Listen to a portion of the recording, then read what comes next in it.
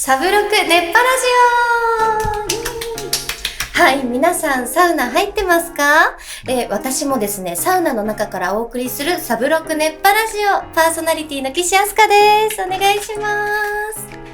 はい、12分3セット分、砂時計代わりに聞いてください。お相手は放送作家の澤田さんです。お願いします。お願いします。なんか、はい、めっちゃ新鮮というか変な感じですね。なんかサウナからお届けするっていう、めちゃめちゃ新しいなと思って。そうですね、サウナの中にこのマイクがあることないですからね。そうなんですよ、はい、壊れへんか心配そうなんです、確かにおっしゃる通りで、これ人が先にこうバテるか、カメラが先にバテるかの勝負みたいな。やばい、確かにすごい瀬戸際みたいなとこいますもんね。そうなんです。でも、サウナの中から、一応このラジオコンセプトがあって、先ほど岸さんにおっしゃっていただいた、砂時計、代わりになると、っていうのと、ラジオで、サウナでラジオを聞いてる人が、なんかちょっとくだらない話聞いてたら、あっという間にいい汗かけたなって思ってもらえるラジオ。いいですね。なので、中身のないトーク。意外と暇なんですよね。そうなんです。どうですか？サウナの中いつも何してます？私結構暇なの耐えれなくて、なんかちょっとこう音なしでアニメが流れてるところとかあったりとかするんですけど、音欲しいなって思いながら、なんか何かしらずっと考え事してたりとか、なんかこう私結構サウナハットの上に顔にタオル巻いてみたいな、結構頭をしっかり守ってるんですけど、なんかその中でいろいろ考えてます。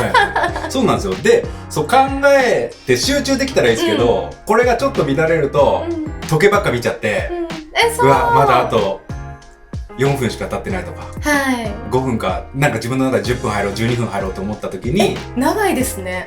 なんとなくね、この砂時計とか、ここにもありますけど、こう時間計って一周入ろうみたいな、すごい。そういう時になんかちょっと耐える作業になっちゃうじゃないですか。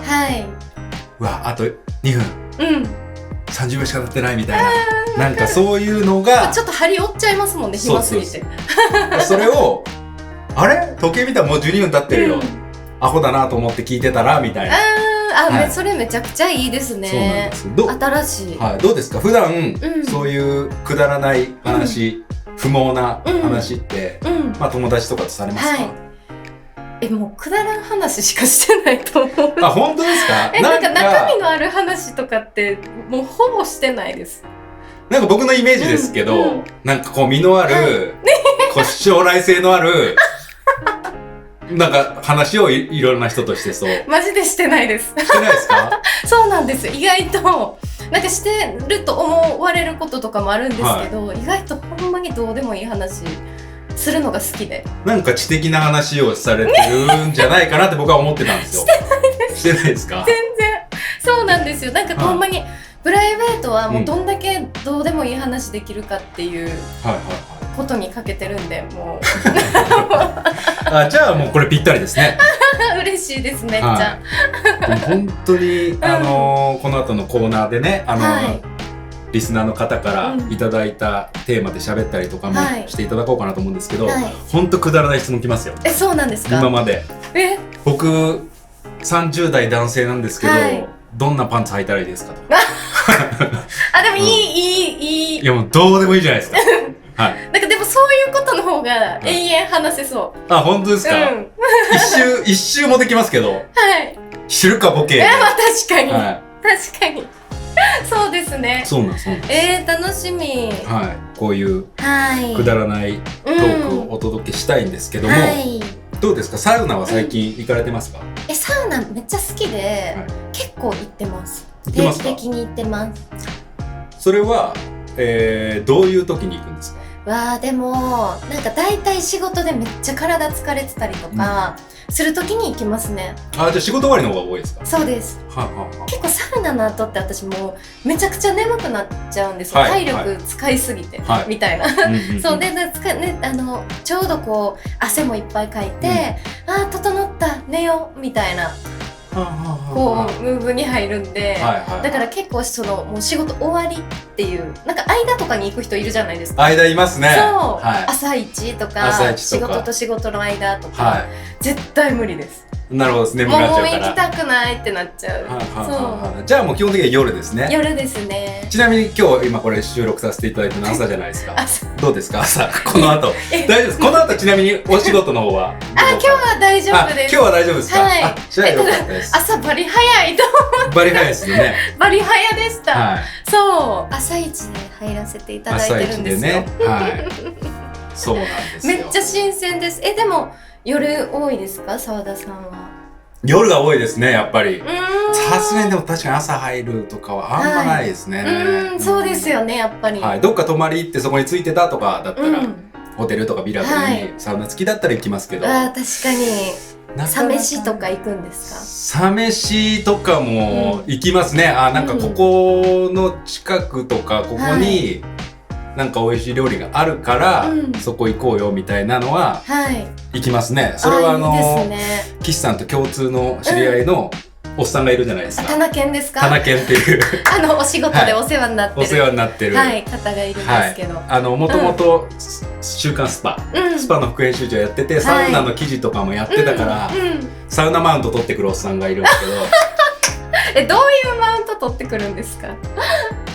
いや、だいたいこっちを見ずに、僕の方を見ずに、順平サウナっていうのは鼻で呼吸するんだよ。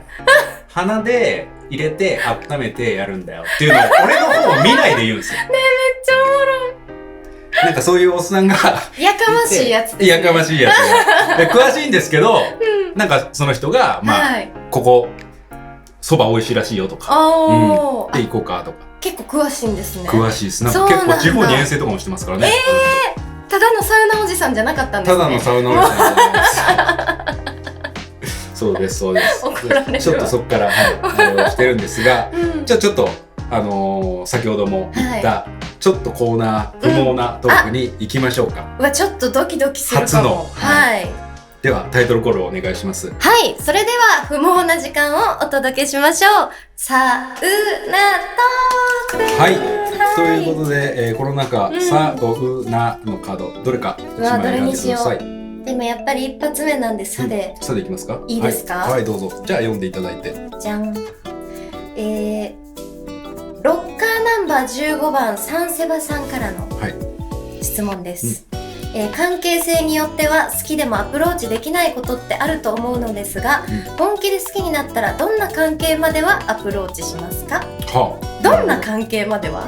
例えば、友達の彼氏は本気で好きになっても行きます？絶対行かないです。行かないですよね。多分おそらくそういうことだと思うんですよね。なるほどね。そっかそっかそっか。いけない関係性ってことですね。そうですね。例えば同じ会社のとか、同じ会社の先輩とか、なんか上司とか。友達の彼氏はいけないじゃないですか。友達の元カノどうですか？友達の元彼。うわー、正直その友達との関係性によるかもしれないです。ちょっとどういうめちゃくちゃ仲いい友達で、もともと聞いちゃってたら無理です。でもなんか大昔で知らんかったとか、私は経験ないけど、大昔でほんまに知らんかったみたいなレベルの昔で話されてなかった、そんな仲良くなかったら、そんな気にしないかもしれない。気にしない。なるほど。でも仲良かったら気にしますね、私。なるほどですね。嫌われたくないなっていう。友達をちょっと優先するというか。なるほどなるほど。どうですか？友達の元カノ。うわー。で元だったらいいかな。本気で好きになったらですけどね。元だったらもういいかな。大親友とかやったらどう？大親友でも別に元だったらいいかもしれない。だって元で別れ方にもよりますね。そういうこと、関係性とか。なるほどね。でも男の人ってそうかもですね。なんかそうですね。なんかそれが変な別れ方とか憎しみ合ってたりとかしたら嫌ですけど。逆に？めっちゃ例えばその親友が大好きな状態で別れてて未練があります。それはいかないです。さすがに。そいつの気持ちを知ってたら。なるほどですね。そうなんだ。でもそれこそじゃあ男側が振って、俺もこの子いいんだ、もうちょっとってなったら全然とどまる理由はないかなと思います。そっか、なるほど、そういうわけですね。でもそっか。あれどうですか、兄弟の友達、私お兄ちゃんなんですけど、お兄ちゃんの友達。お兄ちゃんの友達。うわ無理かも。お兄ちゃんの友達無理ですか？私無理かも。お兄ちゃんの親友。本気で好きになった場合。本気で好きになった場合ですよね。確かにほんまに好きになっちゃったらあれですけど、なんかお兄ちゃんにマウント取られるの嫌なんですよ。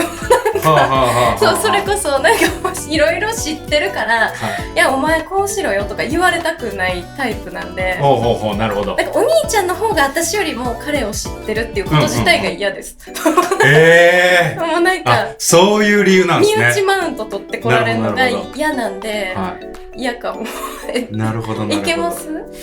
僕兄妹いますけど、兄貴の女の友達、妹の友達は無理かな。なんでですか？いやーなんかだってこれアプローチですもん。だって OK もらえるか分かんないわけですよね。だってミスりたくないですもん。恥ずかしいですよね。確かに確かに。そういうのもあるのか。なるほどね。ちょっとアプローチですから、ちょっとお兄ちゃんごめん無理やわとか言われるの嫌ですよね。確かにリナって言うんですけど妹は、リナのお兄ちゃんすっげえしつこく言ってくるんだけどとか言われたら嫌じゃないですか。嫌です。でもあるかも。ありえますよね。友達のお兄ちゃんとかに好きって言われるみたいなこと昔ありました。なるほど。ちょっと気まずいかもしれない。気まずい。なるほど。っていうこういう話をしてたらもうあっという間に12分なんですよ。いやもうあっという間ですね。あっという間に汗かけましたよね。そうですね。もう12分ということなんですけど、サウナーの皆さんもいい感じで汗かけましたでしょうか。一度整ってから2セット目に参りましょう。熱波ラジオまだまだ続きます。サウナ整う。はい、ということで2セット目いきましょう。はい、お願いします。お願いします。岸さんは実は、このチャンネル自体は出ていただいたことあるじゃないですか。そうですね、はい。誠司さんと千原誠司さんといただいて、いただきました。でなんか誠司さんからいろいろアドバイスもらってなかったですか？もらいました。あれなんて言ったんでしたっけ？なんか暇つぶし方法でしたっけ？暇つぶし？いやなんか何やったかななんかこう休みを作るのが怖いっていう話、でなんか休み、なんか暇を持て余したくないっていう、なるべく仕事したいみたいな、なんか生き急ごうとしてしまおうとするのが嫌だみたいなのを言った時になんか何でしたっけ、電車とかあれですよね。ちょっとだけかかと上げたとか、できるだけ時間かけてちょこちょこ進めとか、なんか言ってましたよね。言ってたんですけど、あれは実践はしてないですか？一回もしてない。ごめんなさい、ほんまに。ちょっとだけいろいろ考えたんですよ。やった方がいいんかなとか、やっぱり助言いただいて考えたんですけど、ちょっとやる機会なさすぎて。そうですね。いやー、そうです。ちょっとね、そうなんです、実は。気になってたんで。本当ですか？そう。言っても、千原聖賢さんのそうですね。教えなので、どうされたのかなっていうのが。やった方がいいんかな。いや、やらなくていいと思います。そうなんですよね。実用的な、なんか、できなくもなさそうやけど、やらなくてもいいかな、みたいな。やらなくていいですね。それこそ本当に、せいさんお世話になってて、あれですけど、不毛ですね。あれこそ。確かに。面白かったですね。でも、その時のどうですか？誠司さんに相談された内容とかは、今はどうなんですか？今もこう、やっぱもう仕事。でも、なんかわかんないですけど、そんなめちゃくちゃ経ってないですけど、なんか、気持ち休みを取ることに対して前向きになってきました。なんか昔はほんまに、それこそ20代の時とかは1日でも休むの2連休とかあったらもう終わりやでみたいな。あかんでみたいな。もうバイトしようかなとか、ちょっと意地悪ですよ、ただの。とか言ってたぐらい。それは誰に言うんですか？マネージャーさんにですか？うーわ。バイトしよっかな暇やから2連休あるし、みたいなこと言ってたけど、でもやっぱ当たり前にやっぱりあるようになってくるし、ってなった時に逆になんか旅行行ったりとか、結構有意義な時間過ごせたりすることも増えたから、なんかもう逆にそういうバランスよく、休みながら仕事しようと思って。はいはいはい。って思ったら、なんかめちゃくちゃなんか楽しく仕事できるようになって、結構プラスになってるかも。なるほどですね。そう。まあ絶対誠司さんのおかげではないですけど。確かに誠司さんのおかげではないです。おかげではないですね。はい。でも、その休みとか、趣味とかはなんかできたりとかあるんですか？趣味は、なんかもともと結構なんか、まあ、結構もともと犬飼ってて結構溺愛してるんですけど、あとはなんか、こうちょっと格闘技観戦行ったりとか、自分でもキックボクシングやってて、ちょっと今サボり気味なんですけど、結構そういう運動するのを動けばやり出すと結構好きっていう。なるほどなるほど。そうなんですよ。でもいいですよね。キックボクシングの練習した後サウナもありですもんね。いや、そうなんですよね。なんかサウナは結構、ほんまに趣味に入ってくるというか、めちゃくちゃ定期的に行くので、そうですね、好きですね。ね、それこそ先ほどおっしゃったように、じゃあちょっと2連休あるから、地方のサウナとかっていうのも出てきますもんね。そう、ありますね。日帰りとかでも、泊まりってあんまり機会ないんですけど、なんか千葉とかの、なんか日帰りで行けるサウナとか、あとなんか川サウナみたいな、夏とかやったら。ありますね。そう、川でこうブレイクするみたいな。なんかテントサウナとかで入って、で、川入るみたいな。水風呂代わりにね。そう、とかなんかさ、川がついてるサウナとかもあったりするんで、結構そういうとこ行ったりしますね。なるほど。もともとサウナのこの扉が開いたきっかけは何だったんですか？なんか昔には、なんかそれこそ銭湯についてるちょっとしたサウナみたいなのがたまに入ってたんですよ。けど、そんなめっちゃ好きなわけでもなくて、あるから入ってるみたいなぐらいの感じやったんですけど、水風呂とかもちょっと苦手で、そう、嫌やなって思ってたんですけど、でもなんか試しに入ってみたらって言われて、水風呂入った時に、何これと思って、上がった後に絶対寒くなるから嫌やって思ってたんですよ。意外と水風呂入った後の方がなんかポカポカしてて体がみたいな、めっちゃ不思議と思って、そっから整うっていう感覚知ってから癖になっちゃいました。そうですね。僕も水風呂最初苦手だったんですけど、苦手だから入って肩までグッて我慢して入れて、パッてもう無理無理って言って出るじゃないですか。あそこ耐えると、あれってなってきて、その後の整いとかに繋がるんだって、僕もそれで知ったパターンですね。最初のあそこ乗り越えたらいいんだって。それでめっちゃいいってなりますよね。なんか水風呂も、やっぱ女性って手足冷やしたらあかんみたいな言うじゃないですか。だから私毎回水風呂入るときは、V の字で、お尻だけつけて、こうやって入ってます。なるほど、なるほど。そう。すげえ女子みたいなこと言っていいですか、僕。何ですか？僕、末端冷え性なんですよ。だから僕もあんま冷え、あれなんですよ。やった方がいいですよ、これ。いや、ほんまにおすすめ。ほんまに、今これだけ言うとちょっと間抜けですけど、意外と手足出すだけで、こんな違うんやって。なるほどですね。そう。手足だけポカポカみたいな。やってみよう。今日やってみよう。やってください、ぜひ。じゃあ、行きますか？不毛なトークに。行っちゃいますか？はい、ということで行きましょう。サウナトーク。さあ、じゃあまた選んでください。またサー増えてますね。サー増えてます。でも、どれでも好きなの言ってください。角行きたいんで、なんで行きましょうか。行かせていただきます。じゃあ読みます。ロッカーナンバー88番、センチメンタルさんからのご相談です。もし結婚相手の故郷実家を選べるとしたら、どこがいいですか？故郷？生まれってこと？実家じゃないですか。いや、今の実家ってことですよね。そうですね。だから義母の家がどこにあるのがいいですかっていうことじゃないですか。リアル。確かに。岸さんご出身は大阪ですよね。大阪で、今の実家は私は大阪なんですよ。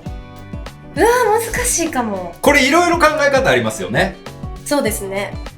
うわー。僕はちなみに言ったら、だから僕からしたらおじいちゃんおばあちゃん家がそういう感じじゃないですか。北海道なんですよ。父方が。めっちゃいいじゃないですか。めっちゃいいなと思ってたんですよ。で、僕の自身の実家。今、母親が住んでるのは、神奈川。なんですよ。一番良くないですか？そうですそうです。だからおじいちゃんおばあちゃんで言ったら良かったんですよ。近くにいるのと遠くにいるので。ただこれ今度じゃあ自分が結婚するってなった時、自分の親は今近くにいるわけです、神奈川、これ嫁さんの実家そういうそれこそ、北海道とか沖縄がいいのか、でも女性の場合、近くにご両親いた方がいろいろ、仮に子育てとかになったらそこですよね。結婚相手っていうことなんで。どうですか岸さんは？だから、結婚相手っていうのが結構キーやなと思って、だからいわゆるこうね、子供を育てるとかってなった時に、確かにどっちか義母さんなのか、なんかうちの母なのか、近くにいてくれた方が、ありがたいなとも思いつつ、旦那さんのお母さんなんで、あまりに近すぎてもなんかなんか申し訳ない？申し訳ないですか？岸さん、それは本当に申し訳ないでいいんですか？義母が近くにいすぎるとの後は申し訳ないですか？違う言葉の可能性もありますけど。ちょっと気を使う。そうですよね。ちょっと寄ってきましたね。でも確かに岸さんの場合は、活動が基本東京、でご実家、お母様がいられるのが大阪、ってなったら、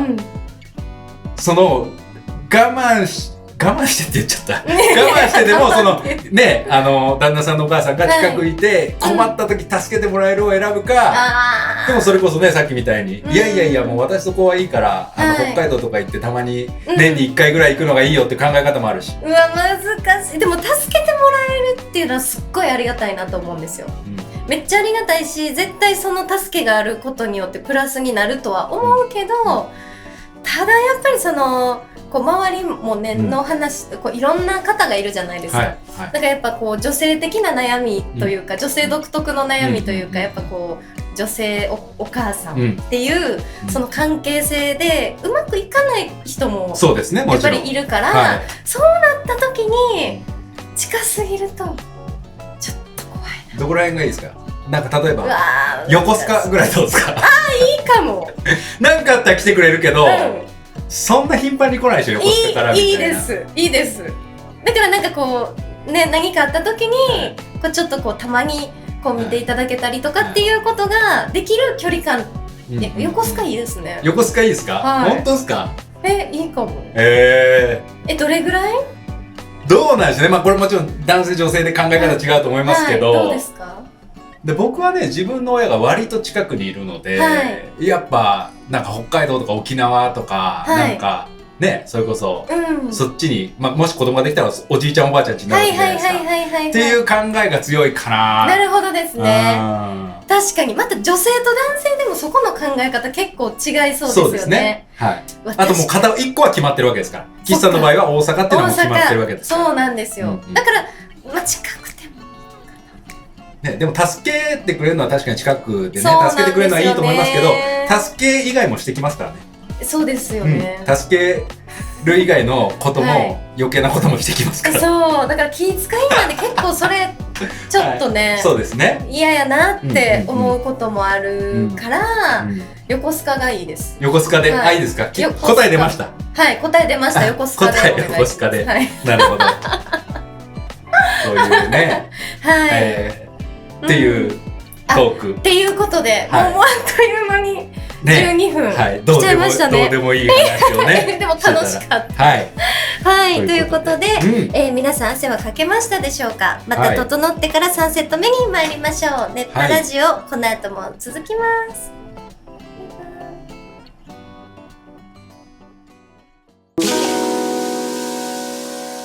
サウナ整う。ということで3セット目です。3セット目。普段何セット入るとか決めてます？私は時間あるときは4セット入ります。4セットでも1回入る時間がそんなに長くないんで、6、7分数えて、出て水風呂入ってを3、4セットぐらいですかね。じゃあしっかりと楽しむ感じですね。そうですね。何セット入ります？僕は本当にそれこそ3セット。3セットがなんかどんどん短くなっていくイメージですね。ああ、なるほど。最初それこそ12分なんならもうちょっと入って、もうちょっとってすごいですね。そう、なんかね、それこそ環境にもよりますけどね。本当に温度とかにもよります。とかそれこそテレビがあったりとか、確かに。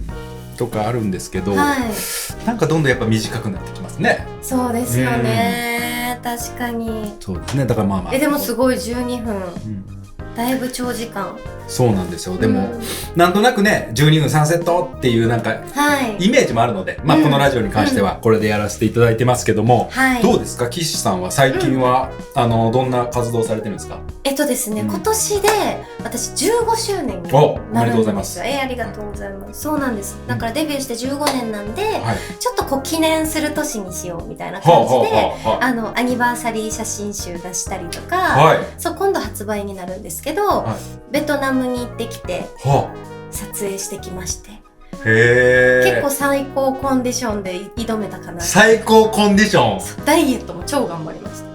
ダイエットダイエットってそう岸さんとかは出すってなったらするんですか？出すってなったら写真集出すとか、例えば DVD 出すとかだったら絶対する。わかりました、じゃあ行きますじゃないですか？じゃないです。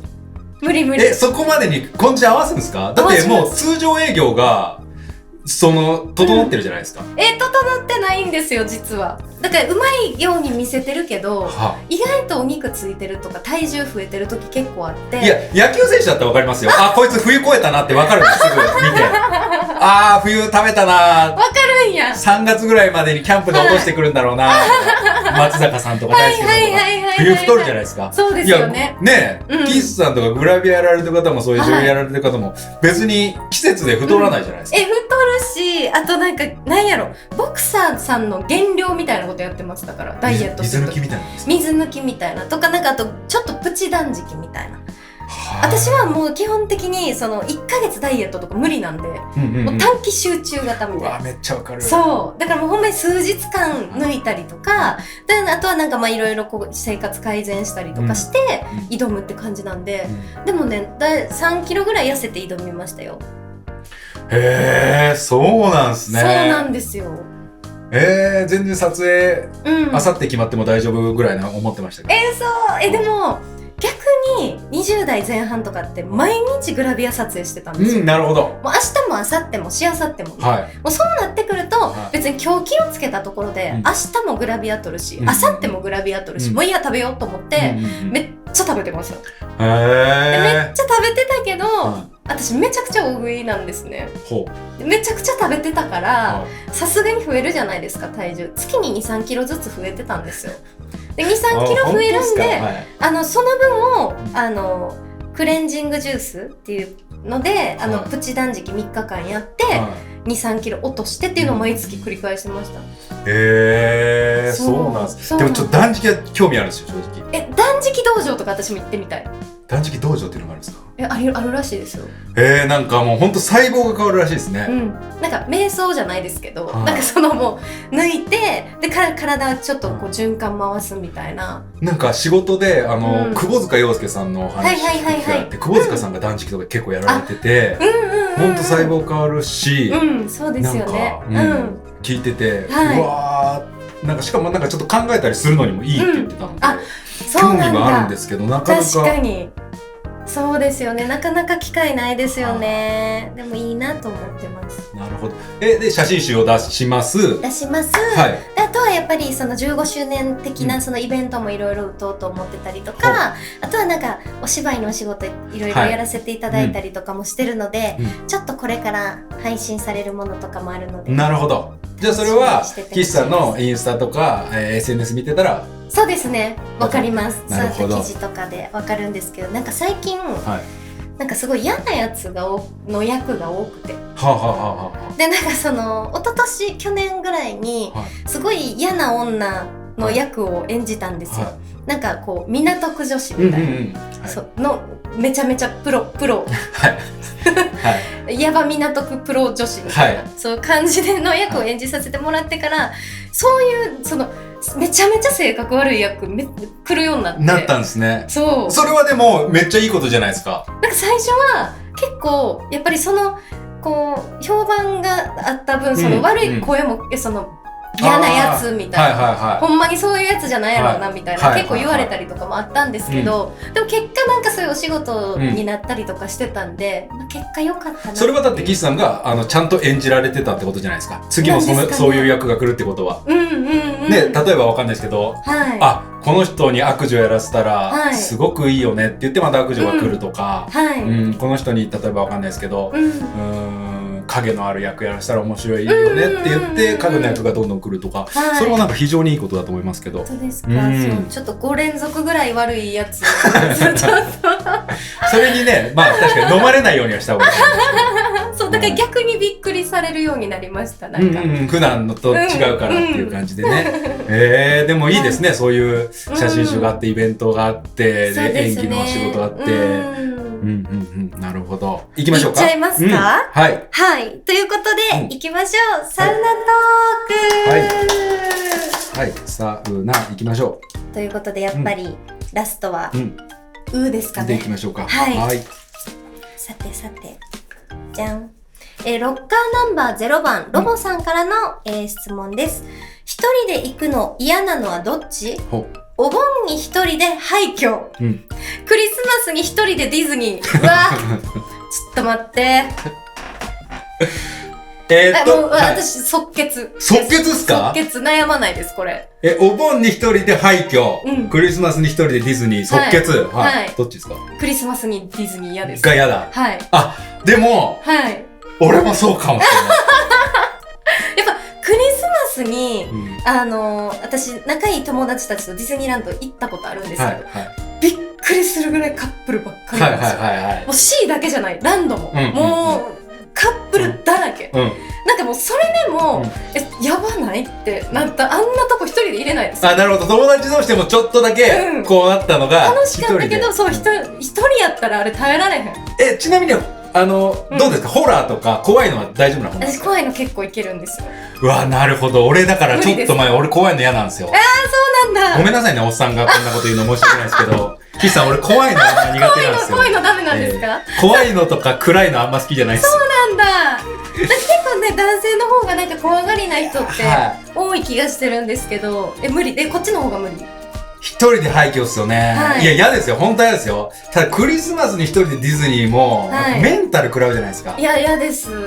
じゃあ、行きたくない。一人で満喫しようって言っても、絶対クリスマス、そんな乗り物なんかね、ただでさえ120分待ちとか。いやし、隣に誰座るんですか？とかね。絶対嫌やねんけど。嫌ですよね。誰か連れて行きたいですよね。はい。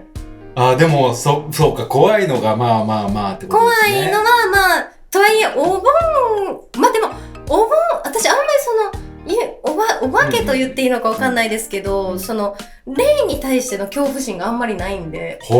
そう。だから逆にお墓のところとか大丈夫、私唯一嫌なのは、そういう心霊スポットとか連れて行く人、10代の頃とかいたじゃないですか。あれめっちゃ嫌いでした。でも言ったら廃墟なんて心霊スポットみたいなもんじゃないですか。違う。なんか私はバカにしてないから大丈夫って思ってるんですよ。だからお化けバカにしたらマジやばいって思ってるから、なんかそういう感じで行くのは嫌やけど、でもなんか廃墟に行くとかやったら大丈夫かな。へー。もちろん夜ですよ、これ。おそらく、夜ですね、これは。これ何時間おらんといけんの？それはでも一般的な時間でいいんじゃないですか。だからディズニーきついと思うんですよ。だってディズニーってすぐ帰るからディズニーでいいよみたいなのは、ちょっとあれじゃないですか。愚問じゃないですか。終日空けてますね。ディズニーって大体1日いるもんだから、それ考えたときに、ディズニー、しんどいな。しんどいですよね。アフターシックスでも絶対嫌やもん。もうほんまに、なんか、そのあたりからゾロゾロとカップルが。じゃあこの2択じゃなくても、一人で嫌なのは何ですか？一人で割と何でもできる方ですか？割と普通に、でもご飯屋さんとかも一人で行けるんですけど、吉牛とかはいけます。ココイチとか、一人で全然いける、けど対面して食べるもの、焼肉とか、あとお鍋とか、一人でいけない。まあそうですね、僕も行ったことないな。そう、ないですか？ないです。焼肉とか、まあそれこそ回転寿司とかありますけどね。いいですね。そこら辺とかね、もちろんラーメンとかで全然あれですけど、ラーメンは全然いける。焼肉とか鍋とかみんなでつつくのとか、鉄板焼きとか、お好みとかね。ディズニーと一緒ですよね。なんかみんなが誰かと来てるようなところに一人やとちょっと寂しいなって思っちゃうから、だからなんか誰かと行きたいなってなるけど、みんなその吉牛とかってもう仕事帰りのおじさんとかも来てるじゃないですか。安心するんですよ。なるほど。そうですね。別に私のことなんて誰も見てないし、なんかなんやろ、別に一人でカツ丼食べてようが、なんか別にみんなもカツ丼一人で食べてる、牛丼を食べてるとか。みんな同じルールでやってますもんね。そう。一人でクリスマスにディズニーは同じルールじゃないですよね。同じフェアじゃない。なるほどね。そういうことですね。確かに。これはきついですね。悩ましいですよね。ということで、どうですか？サウナからのラジオ、3セットやってもらいましたけど。ちょっとあっという間すぎました。そうですよね。びっくりするぐらい。こんな感じで汗かけるのいいですよね。めっちゃいい。なんか何も飽きることなく楽しく入れました。そうなんですよ。で、ね、今ね、こうやって個室サウナで喋らせていただきますけど、なかなかね、他のサウナだったら喋ることもできないとかがあるから、ほんとくだらない話聞いて、頭で突っ込んでもらって、いや、おっさんがディズニーどうでもいいわとか言ってもらって、そうですね。聞いていただきたいですね。はい。ということで皆さんも3セットお疲れ様でした。この後はしっかりと整ってください。それではまたお会いしましょう。さよなら。